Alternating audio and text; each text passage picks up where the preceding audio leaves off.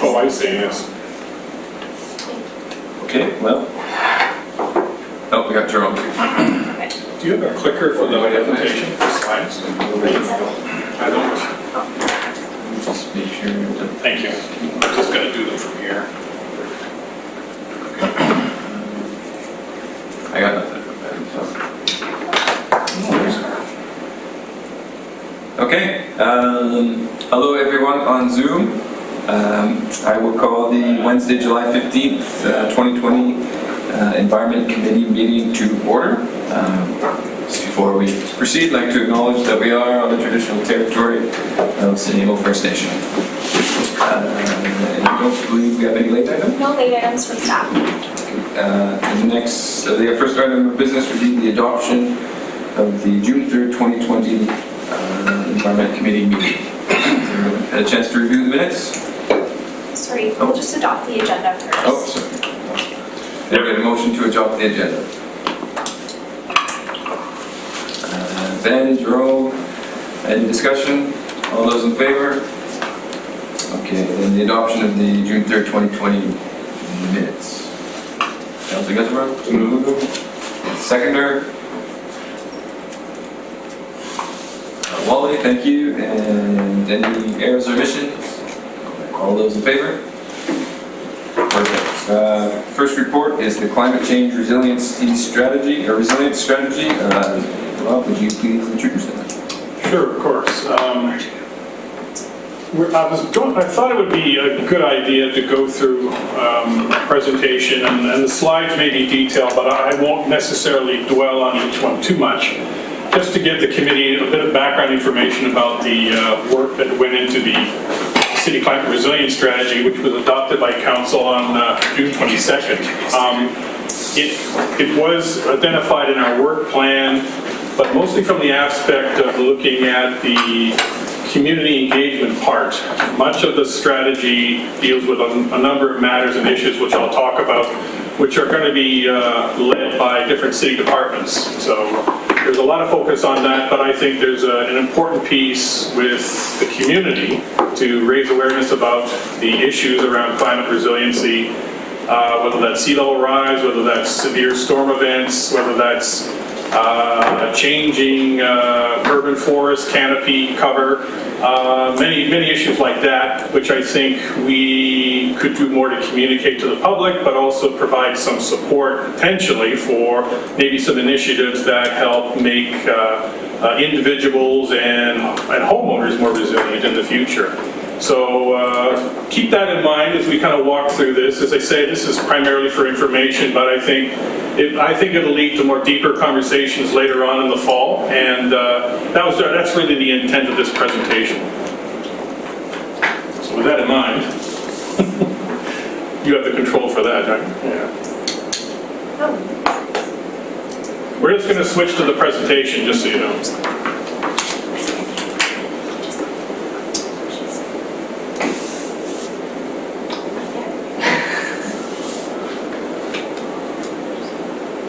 I don't know.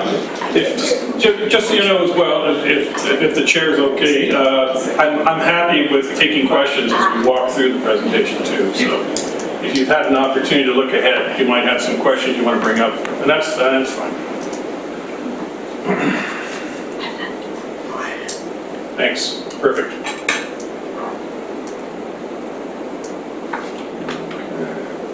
So the first slide, I think, is just a recognition that while mitigation is certainly an important aspect of what we're going to be trying to do through our, right now it's going to be working through our Reimagine process, and again, it was identified in our work plan to update our current plan to reduce greenhouse gas emissions, and there's certainly a number of actions we can take.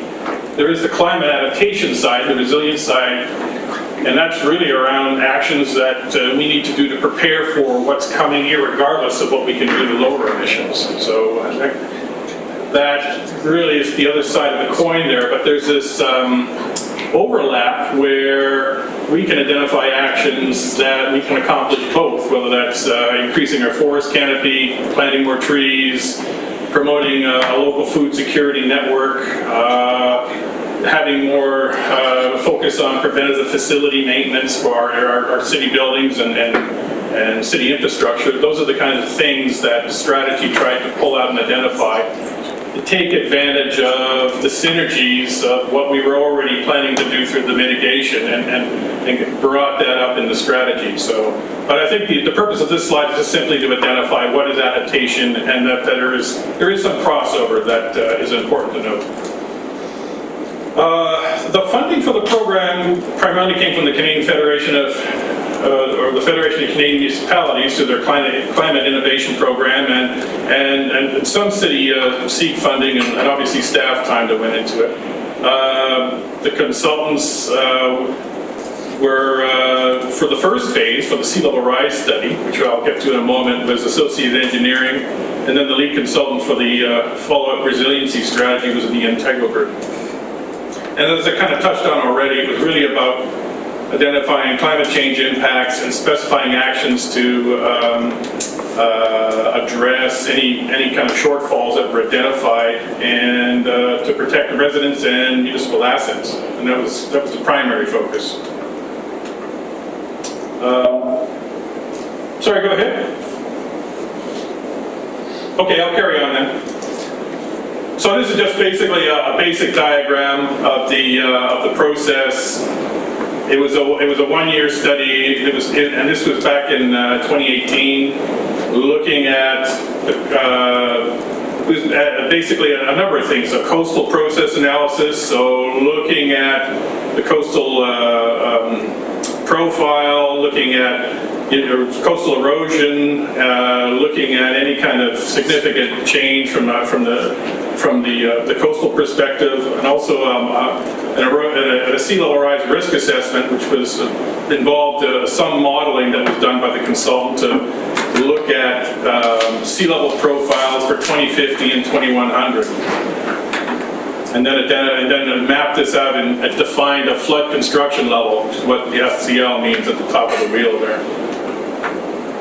And when you look at flood construction level, it doesn't necessarily mean sea level rise will rise to a certain point and stay there. It's really looking at a very extreme situation when you have an extreme storm event with storm surge, with freeboard and wave effects one on top of another. So it is a very conservative estimate, and that was recognized by the consultant, but it gives us an idea where we need to focus more attention along the coastline for further analysis so that it's more accurate about what we can expect over the next century. So briefly, the conclusions of that study were simply that overall, city is in a good position because of its topography compared to other communities, but there are areas that need more focused follow-up, and that's Departure Bay, the downtown area, and Protection Island. A coastal hazard development permit area with guidelines should be developed for new construction and major renovations along the coast. And a review of the zoning and building bylaws to update the flood hazard requirements should be also done. A coastal erosion monitoring program, and again to keep an eye on some of the areas such as the North Shore, and there's an area in the Solaire area that was also flagged as well. And a green shore strategy, simply to look at locations and techniques where a green shore technique might be a wise investment to try and forestall any kind of erosion issues, depending on the location and the time and cost, of course. But that would be a follow-up study from that. So that study laid some background information and then was dovetailed into the resiliency strategy, which really began in early 2019 and built on that information. And it was looking at some weather modeling analysis that was done partly through UVic and other municipalities like the Lower Mainland or like Metro Vancouver and the Cowichan Valley Regional District that had done some weather modeling work and made some predictions for the Nanaimo region on what we can expect over the next century broadly. And then identified some more localized impacts that we could expect based on those weather projections. And then we were looking at some risk and vulnerability assessments, which I'll touch on later, and then came up with a number of priority actions from that.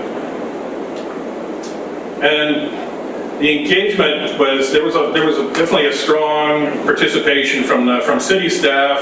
Several departments were involved: emergency management, public works, engineering, parks, planning, the buildings department. So there was some good participation from several departments, from management and staff, and they were brought in at certain points depending on the level of expertise or background knowledge that was needed for each of a series of workshops that were done to kind of work through the analysis, the weather projections, the impacts, and then finally the priority actions that were to be developed. A number of community stakeholders were also invited to attend, and several did attend our sessions. And the list is there for background, but it's everything from Island Health to Hydro, BC Ferries, the school districts, and as I say, not everyone was able to attend, but everyone was invited on the list, and many did for at least one of the sessions that we had. So the impacts, as I was mentioning, through the modeling, when you look at what we can expect to see, in some ways it's what you might anticipate. Obviously, reduced water availability, strains on water supplies from hotter, drier summers, more short duration, high intensity rain events that we can expect, so localized flooding, potential property damage from that, a change in our ecosystem through the hotter, drier climates, and potentially loss of certain species. And I can think of stress that I've seen personally from western cedar and salal species. So I think that's partly of what we can expect, some change in the types of trees that we can see commonly here now that'll be lost in the next century. So we need to be thinking about what do we need to be planting for the future, considering those changes that are coming. Incidents of heat-related illnesses for vulnerable populations, potential landslides for some areas, such as the North Shore. And on the human level, increased stress, anxiety, again, from vulnerable populations, first responders, especially when we're thinking about potential multiple emergency events that might happen. So, and this kind of came up in some of the scenarios that were discussed. So it was something we needed to think about as well in relation to the climate events, of course, and obviously the long-term economic and social impacts that all this would bring. So a little touch on the process, and I think I've chatted a little bit about this already. Looking at the impact statements, vulnerability and risk assessment was done. So generally just looking at what are how vulnerable is our infrastructure, our city facilities, our neighborhoods, and what is the level of risk that we can expect from each of these events. This was all kind of looked at and rated and scored through the workshops with the help of the consultants and some of the technical experts that were brought in for some of the sessions. So, and I'll get to a scale that we reused in a second, but with through those exercises, we were able to weight various actions that were proposed, primarily from staff and with some input from the technical experts, and was able to kind of identify some priority actions from that work, and that went into the strategy. And some of the weighting is there. So how much impact from greenhouse gas emissions for some actions we could take, everything from that to from costs, from and I guess effort is kind of a broad statement, but it could be staff, financial resources, that kind of consideration. And obviously timeline, what are some short time quick wins we could do, what are some longer time actions we need to plan for 10 years and further out to prepare for. So I'm just going to go through the actions very briefly. And I won't go into each action, I'll just take it to the objective level, unless you have specific questions, but clearly one theme area is water supply, preparing for a more limited water supply and improving resilience of our water infrastructure was clearly one that was identified, minimizing urban overland flooding, resulting from heavy rainfall and addressing some of the concerns around overland flow paths that might be owned by private property owners, and how we can better protect those facilities.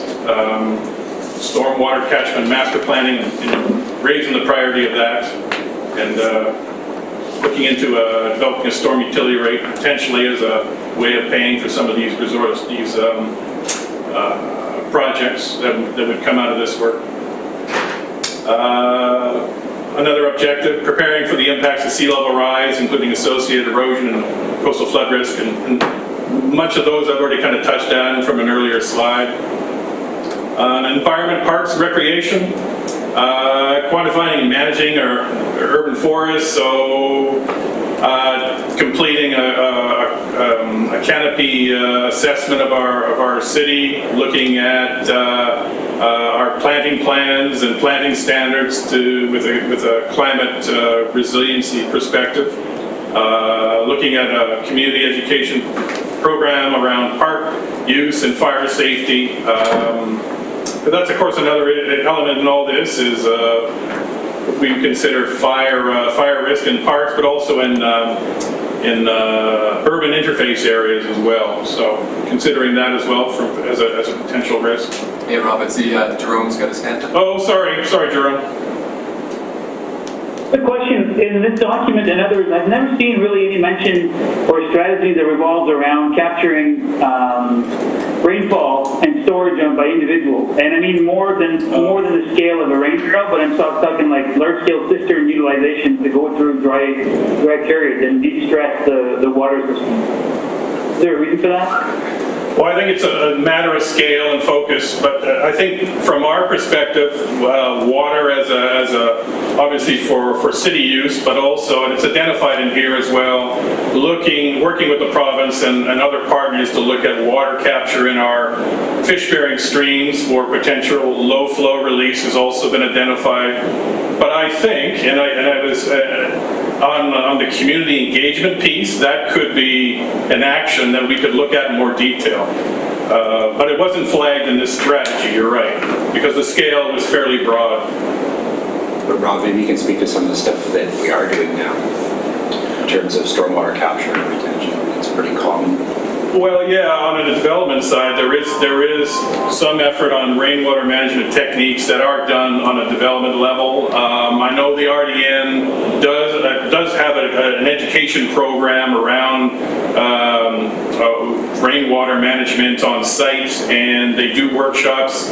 Correct me if I'm wrong, Bill, they do that in the city as well as in the regional district, so there is a kind of an education piece that's taken care of on a regional level. But there might be opportunities. The RDN, I was just going to finish. The RDN subsidizes cisterns, right? I mean, the RDN subsidizes cistern systems.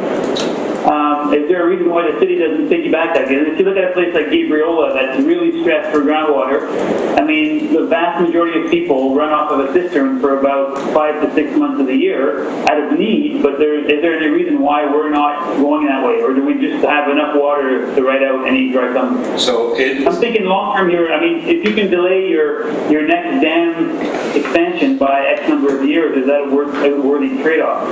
So Jerome, it's Dale Lindsay speaking here. You probably can't see us on the screen. Yeah, I can barely see it, yeah. You're the little guy on your left.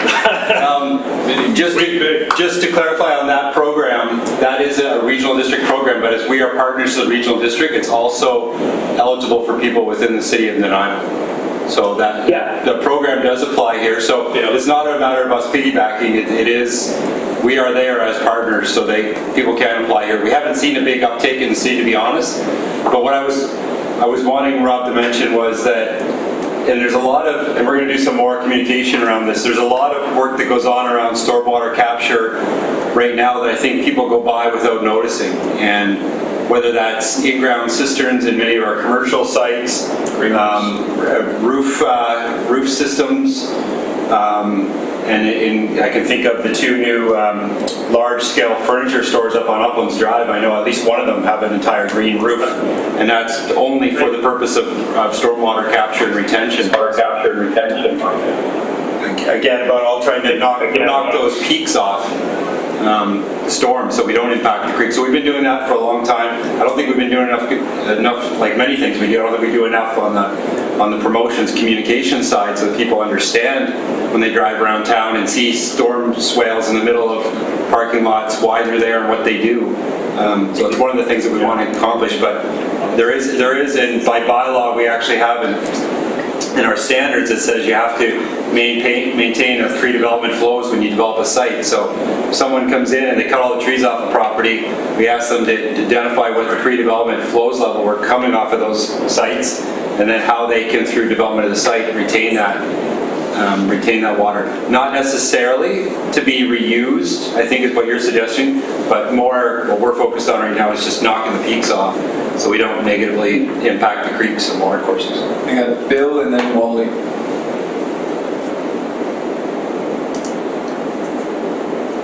Thanks, Mr. Chair. Just briefly, the city has already deferred the construction of a new water supply dam by about 15 years.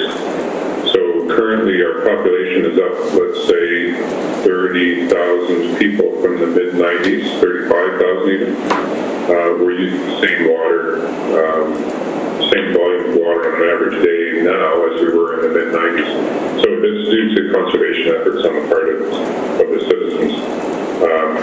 You'll hear a little bit later from Mr. Schulberg that we're undertaking, we imagine, the NIMO approach, which includes an update to our 10-year-old water supply strategic plan. And one of the fundamental questions there is, what is the timing of that new dam or new water supply requirement based on current trends and current consumption levels? We're way ahead of the game. Right, but that RFP specifically outlines in the directive, I had to look at it because I was interested, it specifically asks the question is, do we have to go to groundwater, or can it be done without negatively impacting the other areas? Or does it go to reservoir style for the delivery of water that we have currently, right? So what is the backup, essentially the alternative system? But there's no specific mention of trying to sort of capture rainwater as we have in some places that are far drier than we are. So maybe it's a cost to, savings of water ratio that doesn't make it financially viable, but I was just curious as to why that doesn't seem to be fairly prominent. Well, they're kind of two separate issues in some ways, but I take your point that if you store water on site, then you're not consuming city water. At this point, all of the health regulations are around the city supplying drinking water, and some of the rebate programs that are mentioned help people store water for irrigation. But that's expensive, but it's also of limited volume. Like if you reach a long dry period in summertime, your water runs out, your stored water runs out pretty quickly. Yeah, that's what you're talking like 1,000 gallon plus systems, right? Yeah, that's exactly right. Yeah. I'm seeing information on sea level rise, and I'm fairly used to that, and I did see information on major storm events and so forth, but I don't see any correlation on changes in the groundwater table, and wonder if that was included. We already know, because we see these changes, it's got some major impacts on some of our underground infrastructure that would put in above water table that no longer is.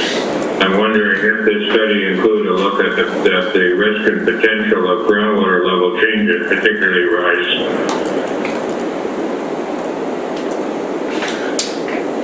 If you're speaking about the resilience strategy, we looked at it from the perspective of fish-bearing streams. So groundwater obviously will be affected because the expectation is many of these streams are going to be drying up over the next century or so.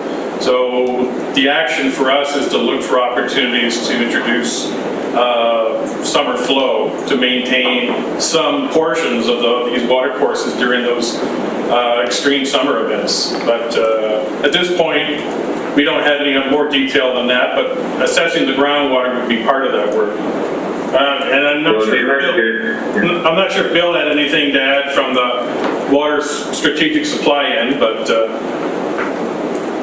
Well, I would say the groundwater within the city is of limited use for.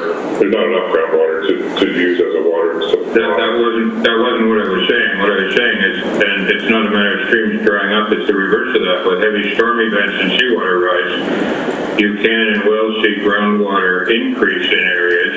We already know in a number of communities that's having impact on underground infrastructure that was built supposedly above the water table that no longer is. So I'm just wondering if any thought or work was done, and it would be very hard to estimate where it is, but I'm not seeing anything that says change in groundwater levels can have some very major impact, particularly on city infrastructure. I think there's certainly some truth to that. The other piece with groundwater within the city is it is fairly limited. Not only our topography, but also our soil stratigraphy, I guess you would say, hard pan rock contribute. Is quite widespread. So there's not a lot of groundwater. The possible exception might be the Harewood area, which is quite wet naturally. There is in some areas, if you recall, when the convention center was built, the one corner of the convention center had a terrible problem with groundwater. And closer to the shoreline areas, and change in sea levels will have an impact on that. And consequently, any of the infrastructure in those zones where it is impacted. Yeah, true enough. Yeah, just to say, these are only starting lines basically as far as the follow-up action needs to happen. There's more detail that would have to come, but at least we flagged these areas need to have follow-up studies, and it's a good point, Molly. So thank you. Understand this is ongoing, yes. Right. Carry on with the. Okay. So. Thank you. Yep. So, carrying on, parks, quantified management, the animals urban forests. I think I've touched on that at this point.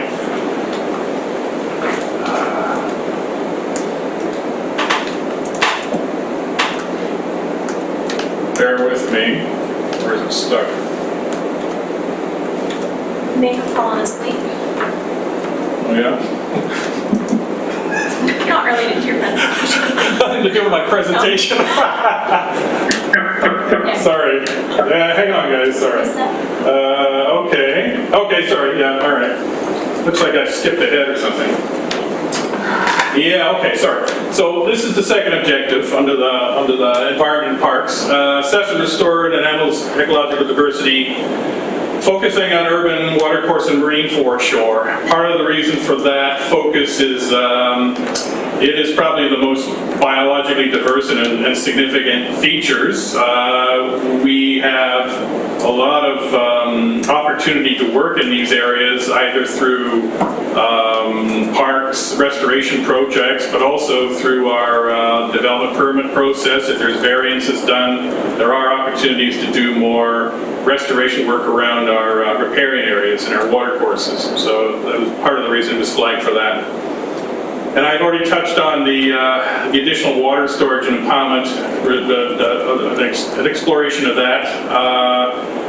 Also a review of our habitat assessments done to date and trying to update the information we have so that we can have more clear direction on stream restoration, habitat restoration opportunities in the city along these water courses to add biodiversity and build more resiliency in our stream systems. And identify and inventory key city natural assets as well. And this is kind of a crossover from the council strategic plan as well to finish a natural assets with strategic plan. Under well-being and preparedness, so this is with some collaboration with emergency management, but also island health and other key community players, but look at developing an extreme heat response strategy, really looking at vulnerable populations though, at how we can better serve their needs in an emergency situation. Can we provide cooling shelters? Can we look at opportunities to provide more support for elderly individuals in their homes, or provide a service somewhere in a city facility. What can we do to support homeless populations as well? It was looking at that primarily. Expand the Blue Community Program, and that's really about providing fresh water freely to people in the community, and that's looking at public water fountains and other opportunities to provide that. The second objective is improving knowledge, capacity, and response plans dealing with increased risk of landslides and wildfires. So it's really looking at updating some existing studies we have for our North Slope area. Also looking at some of the public infrastructure located on private property and doing a review of those existing features and what we can do to maintain them, or what we would maybe further actions to try and control them more effectively in the future. And that's kind of open-ended at this point. Improving community capacity and resilience to extreme events by increasing public awareness. So this is what I've touched on a couple of times already as a role I think we can explore. I want to explore further with the committee in the fall, through outreach, through education, through maybe some other programs we can come together and agree on for raising awareness and building that resiliency on a community level. Another focus area is land use of buildings, so improving resilience planning for new and existing city facilities and residential development. So reviewing and revising any regulatory restrictions we might have, whether that's for heat pumps or other features that would build more resilience for existing homes, looking at assessments for our city buildings and facilities, and requiring future climate considerations for new construction and rezoning applications. Another objective is looking at ensuring our development regulations and guidelines incorporate these anticipated changes. So as you see there, it's primarily looking at updating some of our current development permit guidelines and development checklists.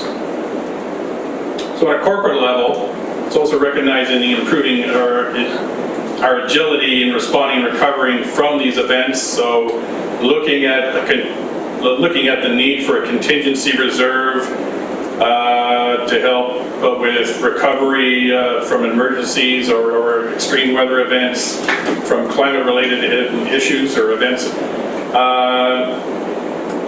Conducting a climate resiliency and entailing that as part of our asset management planning, and looking at our large capital infrastructure investments and use certain tools such as the public infrastructure engineering vulnerability assessment method as a way of trying to measure what we need to do and plan for as part of these projects.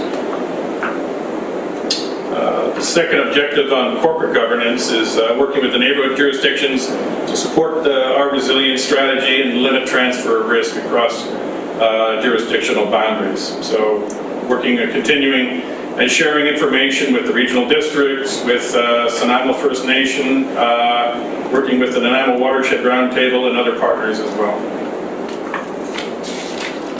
The strategy also identified a number of implementation and monitoring indicators, and these will be followed as we roll out the specific actions in the future and use to cover how we are progressing in meeting the strategy in the future.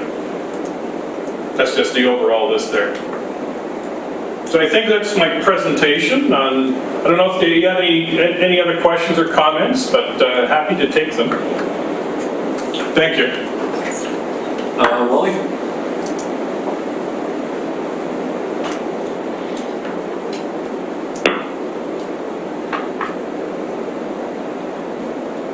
You're on mute there, Wally. You're muted, Wally. Up there. Forgot about that, sorry. I was just wondering, you did say sharing information with RDN, but I'm wondering what mechanism is or is going to be in place to make sure there's some consistency in approaches between the new Climate Action Technical Advisory Committee at RDN, which has now had its first meeting. Well, we've had an ongoing liaison with RDN staff, and it's, well, at this point anyways, it's been primarily around the sea level rise and studies that the RDN has done, and I would say they've taken a broader, more detailed, well, a more detailed approach, and we are just basically, at this point, we're monitoring and consulting with each other's staff at this point, but I think we're open to attend future committee meetings and give updates to the committee as well. I don't think there's any concern that way. I'm not aware of any other climate action initiatives from the RDN other than the sea level rise work, though, at this point. Well, they've only had one committee meeting, and I guess the real connection is our two councillors who are both involved with both. Oh. Yeah, to your point there, Rob, it looks like at the time, right now, currently, at this time, the board is not interested in pursuing. Yeah, in funding. Minor setback. Minor setback, yeah. Oh. Yeah, so I think we'll see how that unfolds, and obviously Ms. Fowler will keep the lines of communication open. But clearly through this committee, we can stay informed with what's going on regionally, so. Yeah, basically, I mean, there's the Climate Action Committee that's just got started up. I mean, there is the Regional Growth Strategy Review, which has a climate action lens on. So and then there's aspects within their drinking water watershed protection plan that they're doing some climate modeling for watersheds. So that'll probably start happening in the next couple of years. Okay. Mr. Hall? Yeah, just maybe I'll add. Actually, coincidentally, have a meeting tomorrow, regional planning directors meeting, speaking about a number of items that are regional focus in nature, involve member municipalities and the region more broadly, and that will be one of the items that we'll be talking about, and those are ongoing regular meetings, at least at the staff level, to keep the various member municipalities and regional district staff aware of initiatives that are coming forward, and making sure that we have the coordination at that level that you're mentioning. Jerome? Quick question, I'm just wondering how much this resiliency strategy is informing the process of the new plans that are being developed by the consultant. I know that the consultant, and Chris, you can jump in it too if you can. We're speaking about Reimagine Nanaimo?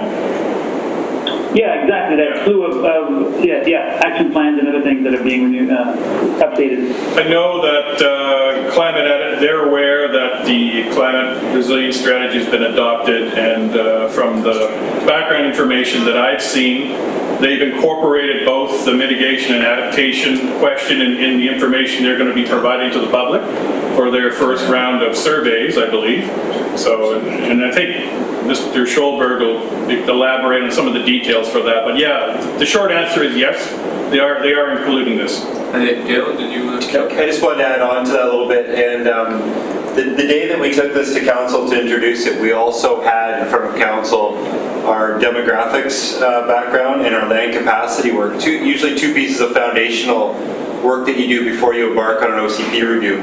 We brought this report forward on that very same day because we also see it as a foundational piece of work, just like population, just like land capacity.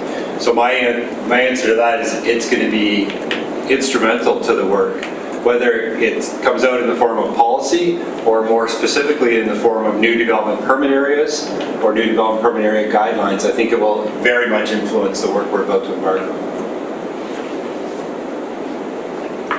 Thanks. Anybody else with questions or comments on this particular item?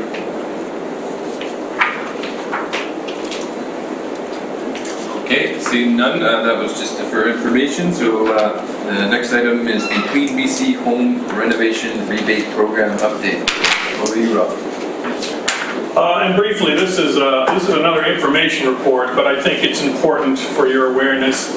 This is a rebate program, and I don't believe I've really elaborated too much about this up to now, that the city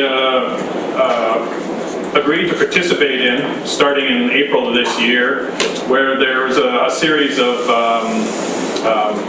incentives and rebates to the province's Clean BC program that we were pairing with to basically double the rebate money through an agreement with the province that they would provide top-up money for if we had agreed to certain rebates, that options that they provided to us. So the report lists the rebates that we are participating in. The program began in April, but I would say our uptake right now is fairly low, but I think it's clearly there's issues around COVID and that's kind of clouded any kind of public awareness or participation in these programs. But I think they have great potential to really speed along the energy retrofitting of existing homes for much more lower carbon opportunity, the options there. So I'm particularly interested in really focusing or targeting marketing around homeowners that still use oil heating and switching them out to heat pump systems. So I'm seeing this as an opportunity to help with that. On top of the rebates that are there, there's actually also incentive for commercial installers, and the province is providing funding for that to help promote the program, and they basically get a reward, some funding as a reward for completing the installation. So there is some incentive on the commercial installer side to do this and promote the programs. But I think there's more that could be done. So I'm hoping you can have a look at this report, think about it a little bit, and then when we have a draft communication plan, we can have a deeper discussion about some of the options we can look at to, as a city, to complement this and be more effective. I'll open it up to any questions or comments from Jerome? Sure, just a quick one. Is there a timeline or a deadline on this? Or is this an open option for people? Because you're mentioning about COVID, one of the biggest immediate consequences is people are worried about how much money they have in the bank. Yeah, exactly. So, middle of summer may not be the time you think about changing your furnace, especially now. Right? Well, timing wasn't great, I guess, on that matter, because the whole program just launched in April, as they were saying, and this was not the top of mind for anybody, for most people, but from what I'm aware of right now, the province has this program running till 2022 anyways. So, and they may kick that back further, actually, considering what's happened at this point. And they have said they're actively promoting the program through their media avenues. But my feeling is there's a lot that can be lost in the noise. So if we can do a better job locally to focus attention on this for our own purposes, I think that's to our advantage. So I think you mentioned this, but is this the kind of thing where you actually contact installers and companies that sell heat pumps, for example, and tell them, if I'm going to go buy an electric car right now, all the dealerships will advertise the BC provincial government subsidies, right? Yeah, it's on the front page of every dealer. Is that the same thing? Is it on the front page of every HVAC company in town? Yeah, well, I think that's where the rub is in some ways, because the agreement is that the province would actually do that promotion, so they would contact the installers directly, but to what level of detail and effort, but you have to think it's not going to be as much as maybe what the city could potentially do on top of that. And then there's the other side of the coin about promoting it to residences directly, or by some means that maybe the province wouldn't be able to do because they're just not flexible enough with what they're capable of. So is it possible that sometimes the barriers to some of these programs is that you know it exists, you suspect that the installer might know about it, but it's not always clear, what are the forms, what are the steps, what are the hoops you have to jump through. Is there a way to simplify and streamline this so that, anybody that calls an installer gets a form that says, hey, if you're doing this, here's the form, we'll fill this part for you, you sign down here and it's done, right? You know what I mean? Yeah, I know what you The mean. program can exist, but if there's no easy access to it in terms of the administrative side of it, that becomes the barrier to actually utilizing it. On the surface, it's one website. You can go to anywhere in the province and learn about rebates specific to your city. It's Efficiency BC. You basically go there. So initially, it's fairly straightforward to at least identify the rebates that are possible. But I guess what you're getting at, what happens next, is understanding that chain of events to finally getting the project completed. And that might be something we could look into further to explore that a bit, to see locally anyways, what are some gaps or some hurdles that have to be climbed that maybe we can support and get a work around. But it's too early to say for me right now, but those might be. Great. Thanks. So I believe there will be, I can't remember the frequency, but updates continually on the program to sort of monitor adoptions and chart a new path forward. If it's Quarterly, I'm told they'll give updates,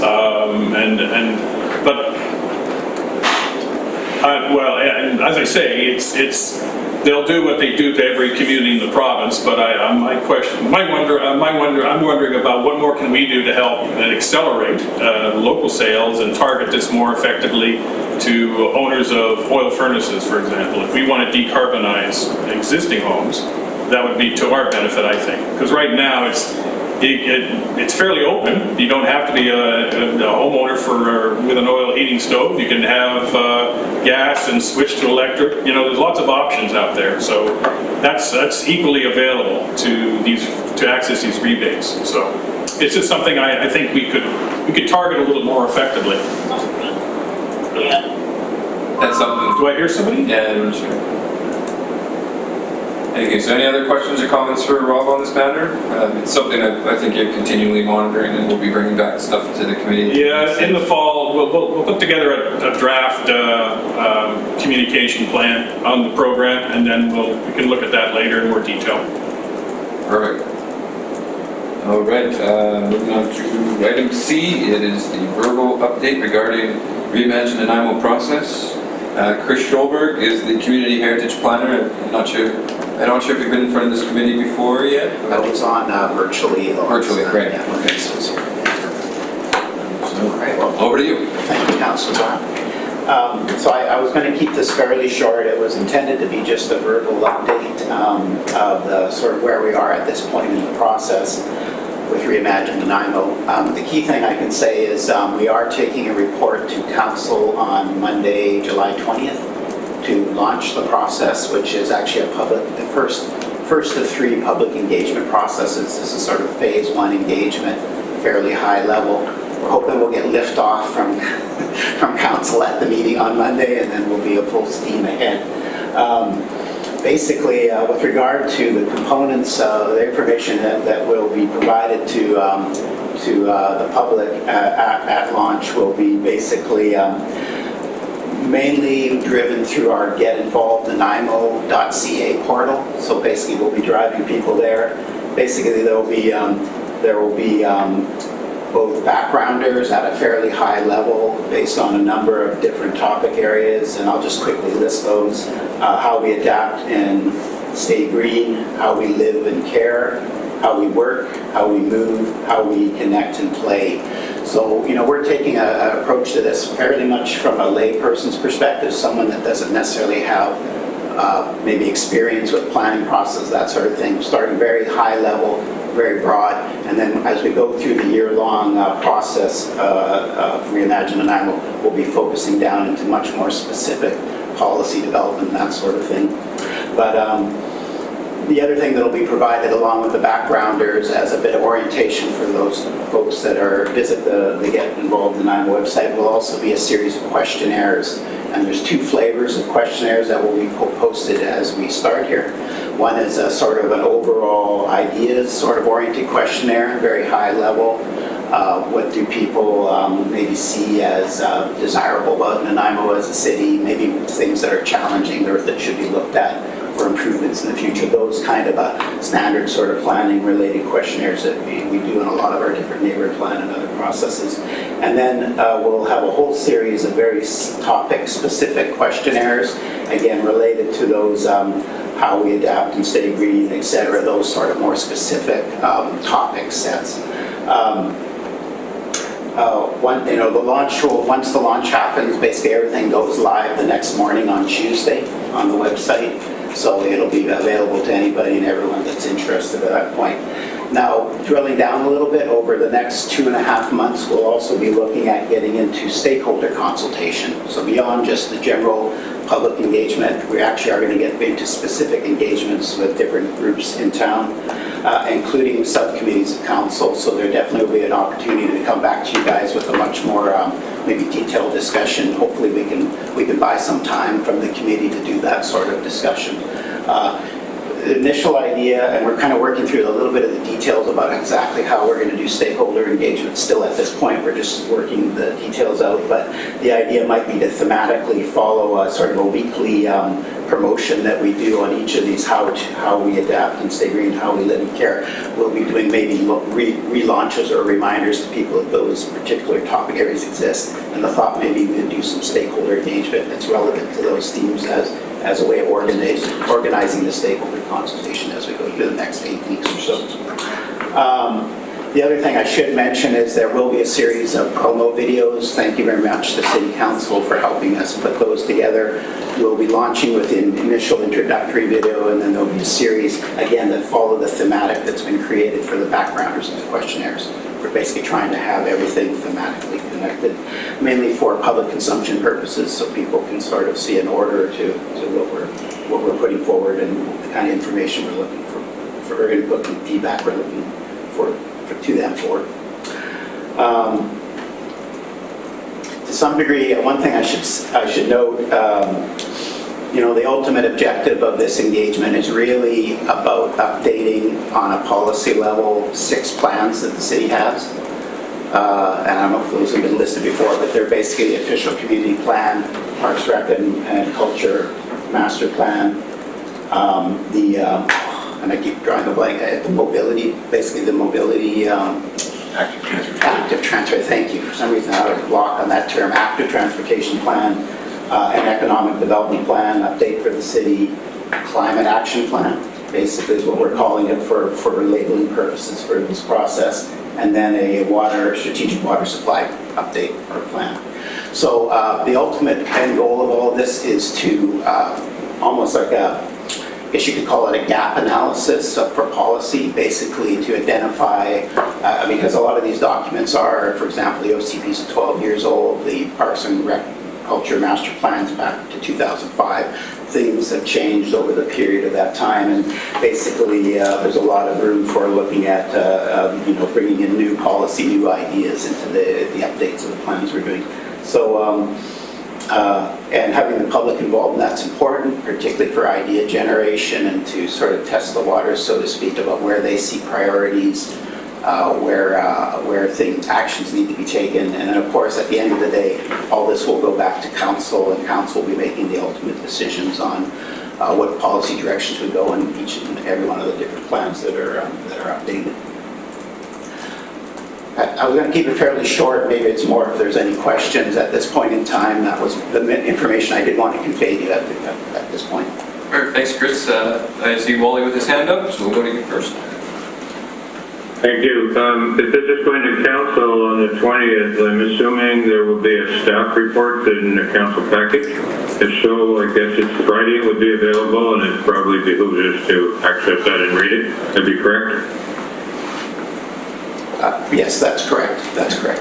It should be ready tomorrow, Wally, I think. Tomorrow? Great. Afternoon. I can ensure, I don't know, Rob, if you want, I can ensure you get the, once it's posted, I'll make sure it's right. Sure, and then we can distribute it to the committee members. Yeah, that would be wonderful. It would be excellent. Thank you very much for that. Wally, they just corrected me. I think it's actually should be available this afternoon. Oh, Oh, that's even better. Well done.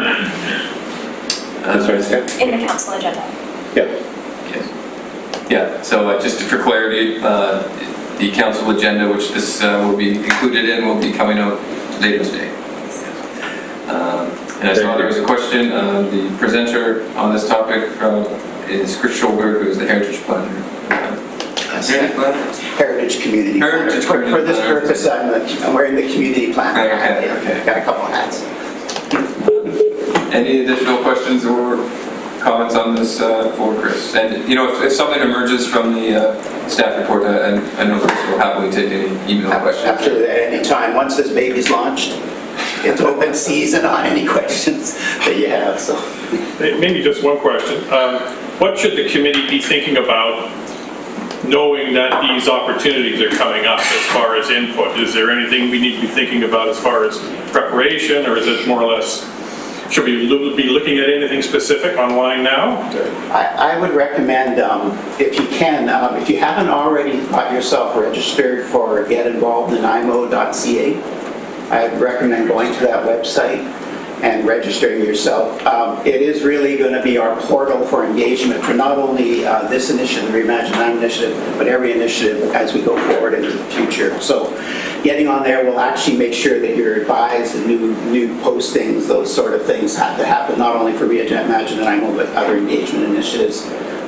So it's kind of fundamental as an individual to be registered back and you know, encourage your friends and associates to also register. We're really trying to drive as many people as we can to that portal, because at the end of the day, that's where you're going to get your real-time information on what's out there. And you know, when we're looking for engagement or input from the community, that's where you're going to find it. And it's just an excellent tool to actually be a part of. For now, as far as a steering as a community level, or yeah, definitely hold that thought. I mean, we are, like I say, we're developing our game plan for stakeholder engagement, and then we will be getting back to you for a deeper dive, so to speak. And I would just say, I mean, as far as what to go on, I would say look at the surveys that are posted after Monday. You'll get a good flavor of the kind of information we're looking for, and that will probably generate ideas or questions that you want to talk about as well when we actually meet with you. Thanks, Chris. Anything else from committee members? All right. The other business, I'm not aware of any. Ben?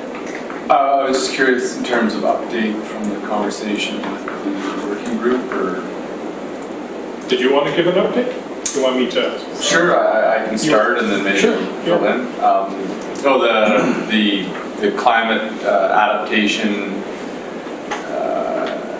communication working group, I'm not sure exactly what the name is, met last week and had a fruitful conversation just about how to communicate out to the community about climate adaptation strategy, and also get feedback on people's understanding of climate adaptation and how to interact with next steps. And so out of that, Mr. Lawrence and Lindsay will be working on developing a survey employing the tactics of environmental psychology, which is quite interesting, I think very useful to really get an understanding about how the community understands these actions. And then there's also some good discussion around employing the use of video to get communications out to the community, and specifically maybe trying to start a small project on the climate adaptation strategy, specifically around communicating out what that means to the community through video. And then also there's a lot of discussion on you know, applying this orientation to communication and engagement larger with the larger environmental framework, and the importance of that to really build community engagement and ownership over this process, and understanding of where we're working to take the city.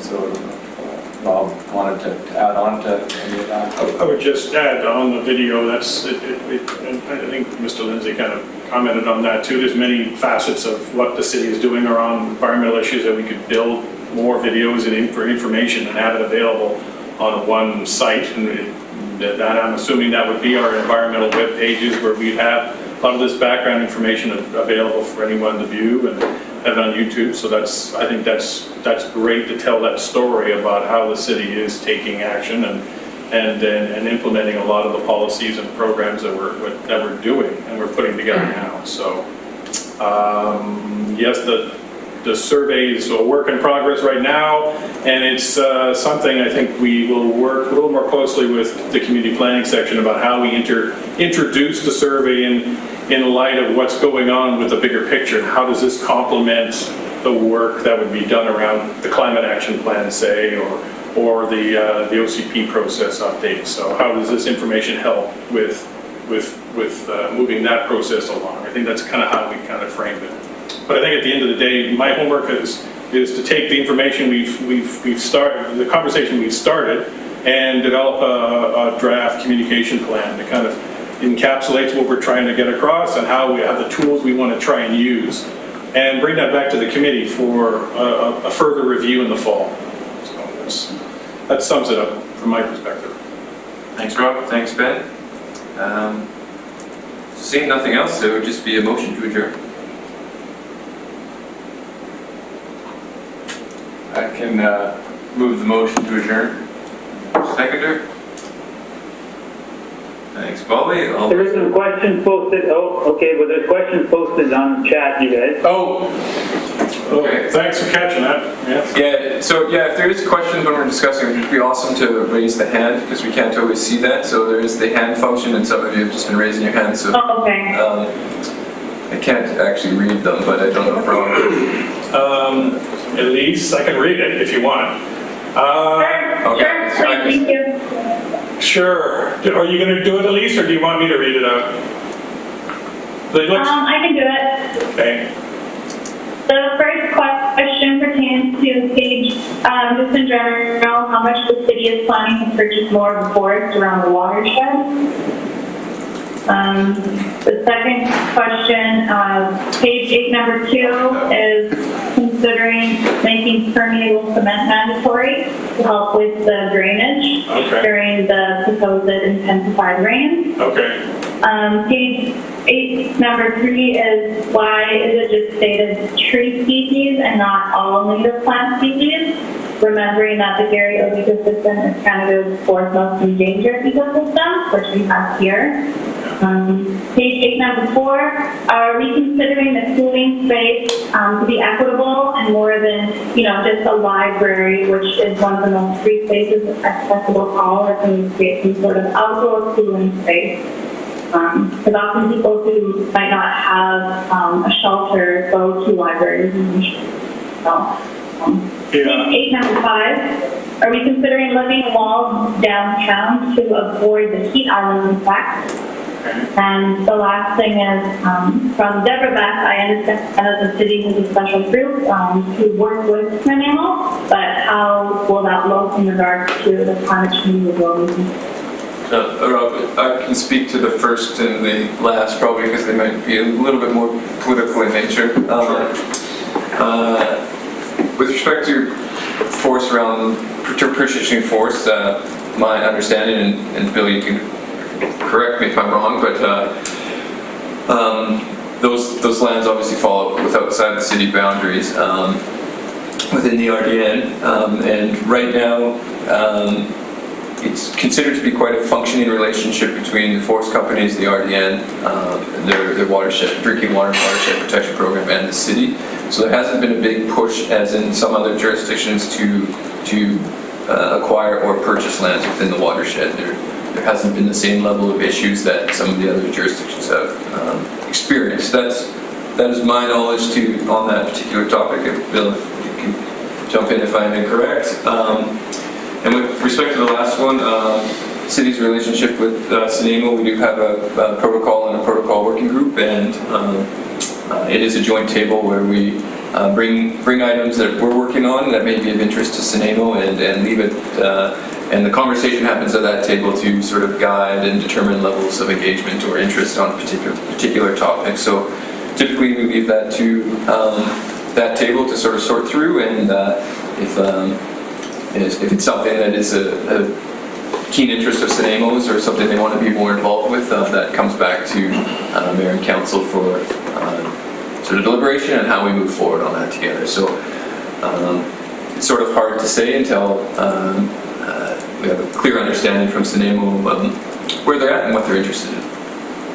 I would add on the engagement with Cinemo, we did share the sea level rise study with the Cinemo staff directly. So we did have a special meeting where we went through the recommendations and the mapping. So we certainly made them aware of that. So and I think we're happy to continue those discussions if that's something they want to pursue. So that's certainly a fair statement to make. I'm not sure. I think it's an interesting suggestion about permeable cement. We didn't go to that level of detail. I'm just looking at your top of your comments there, your page 8 comment. But it noted. It's something that I guess that we can be looking at as details of these recommendations get worked out. Again, another good comment about tree species versus native plants. We do use the phrase ecological diversity in the language, and I think I'm looking at it more broadly beyond tree species specifically, but for certain things like planting lists for urban forestry work, it's much more specific to tree species, and I'm thinking things like tools like our engineering standards and specs. We have specific tree lists that would be looked at from the climate perspective. I think that was the example I was thinking of when that was referenced. But I understand what you're saying. It makes perfect sense. Yeah. The cooling space, again, this is like we're not into the details at this point, but it's a good comment to make. It's all about it's more than just the buildings itself. It could be the landscaping, more shade trees, more natural features that we can rely on to help cool the public in a public outdoor setting. I think that's perfectly. It makes perfect sense. So yeah, it would be a broader look than just simply libraries. Again, maybe a poor choice of word on my end. It was just an example. Dan, I don't know if you want to quickly speak to the urban forestry program and some of the work that does happen and will be happening at some point here. Yeah, and thanks, Councillor Brown, just mentioning that we do have an urban forestry strategy. And also a bylaw which looks at retention and replacement of trees in the city to ultimately, the intention is to grow the tree canopy across the city for a number of reasons, and in tying it back to what Rob was just saying, a big part of that is our street trees we recognize have multiple benefits, including cooling of the streets. So we have some neighborhood plans which actually require street trees to be installed. So if you drive through Harewood or down extension parts of the community, you'll actually see in all new developments street trees being a part of the city infrastructure and actually being put in place. And if it's okay, through the chair, I just also wanted to, on the permeable cement questions, I think that's a very specific option, but what I would want to go back to is what I was saying earlier about our stormwater management, is rather than being really prescriptive on you have to use this type of material to do this, we often turn it back to the engineer to consider the site conditions and come back with a proposal on how they intend to meet the stormwater retention and ground infiltration where appropriate. And I say where appropriate because a good chunk of Nanaimo is solid bedrock, so it's not always infiltration is the answer. Sometimes it's about retention in other means. Roofs we talked about, swales we've talked about, but where possible, yes, we're seeing that, and there are efforts being made to look at reducing the amount of permeable surfaces across all developments. So I think those are good points. I appreciate it. Yeah, thank you. Did we cover everything, Elise? I'm just trying to make sure we answered your question. Yes, thank you, everyone. Okay. Appreciate it. All right, so we had a motion to adjourn seconded. All those in favor? All right, thanks everyone, and have a wonderful evening. and enjoy the sunshine. Thank you.